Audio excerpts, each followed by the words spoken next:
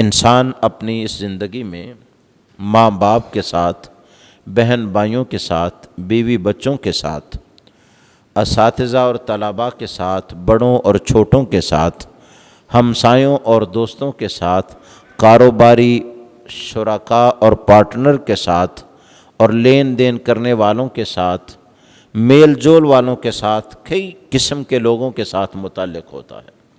پھر ایسے ہی بعض انسان انہوں نے حیوان پال رکھے ہیں، جانور پالتے ہیں، پرندے رکھے ہیں، اور قسم کی چیزوں کے ساتھ بھی انہیں ایک ہمدردی کا تعلق ہے۔ اور پھر اس سے بھی آگے بڑھ جائیں، راستہ جو ہے اس کو سجاتے ہیں، اس کو صاف کرتے ہیں، راستے کے حقوق دیتے ہیں، چوک میں لوگوں کی سہولت کے لیے ٹھنڈے پانی کا انتظام کرتے ہیں، اور لوگوں کو آسانیاں دیتے ہیں، خیرات بانٹتے ہیں۔ اپنا اپنا کسی کا زاویہ نظر ہے یا اپنی اپنی پہنچ ہے کہ وہ کہاں کہاں تک اس کا تعلق ہے۔ اب ان سارے تعلقات میں سے سب سے بڑھ کے جس تعلق کا خیال کرنا ہے وہ ماں اور باپ کا تعلق ہے۔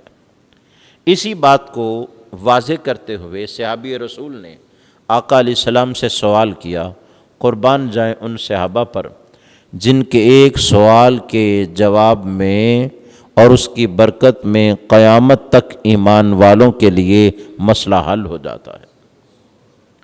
عرض کی حضور، میں کسی کی خدمت کر سکتا ہوں، کسی میں مسکراہٹیں بانٹ سکتا ہوں، کسی کو خوش کر سکتا ہوں، کسی کا دل جیت سکتا ہوں۔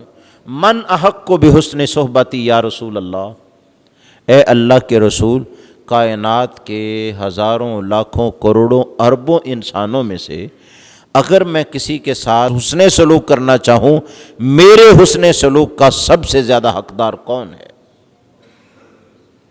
من احق بحسن صحبتی، احق اس میں تفضیل ہے، اس کا یہ معنی نہیں ہے حقدار کون ہے، اس کا معنی ہے زیادہ حقدار کون ہے۔ یعنی میرے سامنے 10 افراد ہیں، ان میں سے زیادہ حق کس کا ہے کہ میں اس کے ساتھ اچھا سلوک کروں؟ میرے چاروں اطراف ہمسائے ہیں، زیادہ حق کس کا ہے کہ کس ہمسائے کے ساتھ اچھا سلوک کروں؟ اس کو تو آقا علیہ السلام نے جواب میں کہا، من ہوا اقرب بالباب، فرمایا تمہارے دروازے سے جس کا دروازہ زیادہ قریب ہے اس ہمسائے کا تمہارے اوپر حق زیادہ ہے۔ لیکن جو عمومی سوال کیا، حضور کائنات کے اتنے لوگوں کے ساتھ مجھے پالا پڑتا ہے، سینکڑوں ہزاروں افراد کے ساتھ میرا تعلق ہے، بتائیے ان سارے لوگوں میں میرے اچھے سلوک کا سب سے زیادہ حقدار کون ہے؟ اور یہ سوال ہمارے ذہنوں میں بھی انگڑائی لیتا ہے کہ ہمارا 10 آدمیوں سے تعلق ہے، 20 افراد سے تعلق ہے، 50 لوگوں سے میل جول ہے، سب سے زیادہ حق کس کا ہے کہ اس کے ساتھ اچھا سلوک کیا جائے؟ آقا علیہ السلام نے جواب میں فرمایا، اے میرے صاحب، امک، فرمایا جتنے بھی لوگ تیرے ساتھ متعلق ہیں اور تو ان کے ساتھ اچھا سلوک کرتا ہے، سب سے زیادہ اچھا سلوک تو نے ان میں سے اپنی ماں کے ساتھ کرنا ہے۔ وہ صحابی پوچھتے ہیں ثم من یا رسول اللہ، اس کا معنی اے اللہ کے رسول اس کے بعد پھر کس کے ساتھ؟ یہ معنی ہے، مفہوم کچھ یوں ہے، یعنی بات سمجھنے کے لیے کہ اللہ کے رسول میں ماں کے ساتھ بڑا اچھا سلوک کرتا ہوں، اس کے باوجود میرے پاس اور وقت موجود ہے کہ میں کسی اور کے ساتھ بھی اچھا سلوک کر لوں۔ میں نے ماں پر اپنا مال بھی خیرات کیا، خرچ کیا، ان کی خدمت کی، ابھی بھی میرے پاس مال موجود ہے کہ میں کسی اور کی بھی خدمت کر سکوں۔ حضور میں نے ماں کے چہرے پر مسکراہٹیں بکھیریں اور اسے خوش کیا، لیکن ابھی بھی میری طبیعت تر و تازہ ہے، کسی اور کو بھی خوش کر سکتا ہوں۔ حضور بتائیے سب سے بڑا حق ماں کا ادا کرنے کے بعد اب دوسرے درجے میں کس کا حق سب سے زیادہ ادا کروں؟ ترتیب پوچھی جا رہی ہے، یہ نہیں پوچھا کہ کس کا حق ادا کروں، فرمایا یہ بتاؤ اے اللہ کے رسول سب سے زیادہ کس کا حق ادا کروں؟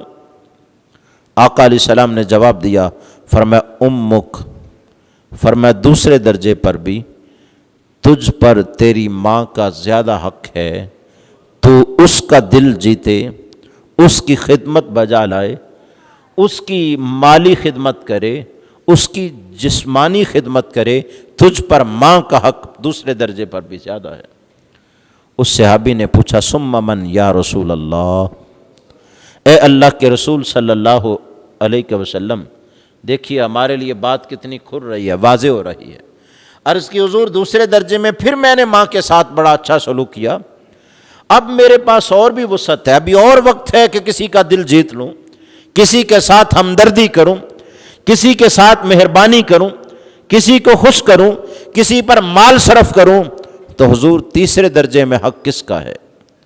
قال امک، آقا علیہ السلام نے فرمایا تیسرے درجے میں بھی زیادہ حق تیری ماں کا ہے۔ وہ صحابی رسول ابھی خاموش نہیں ہوئے۔ قال ثم من یا رسول اللہ، عرض کی حضور 3 درجوں میں ماں کے ساتھ میں نے حسن سلوک کیا، ابھی بھی میرے پاس اور خدمت کا وقت موجود ہے، اور خرچ کرنے کے لیے رقم موجود ہے، اور مسکراہٹیں بانٹنے کے لیے وقت موجود ہے، ابھی بھی میرے اندر اور بھی جذبات ہیں، ہمدردی کے، غم گساری کے، دل جوئی کے۔ تو حضور اب کس کا حق ہے؟ قال ابوک، فرمایا اب تیرے باپ کا زیادہ حق ہے کہ تو اس کا دل جیتے، اس کی خدمت کرے، اس کے ساتھ احسان کرے، اور اس کے ساتھ ہمدردی کا پہلو جو ہے اس کو اجاگر کرے۔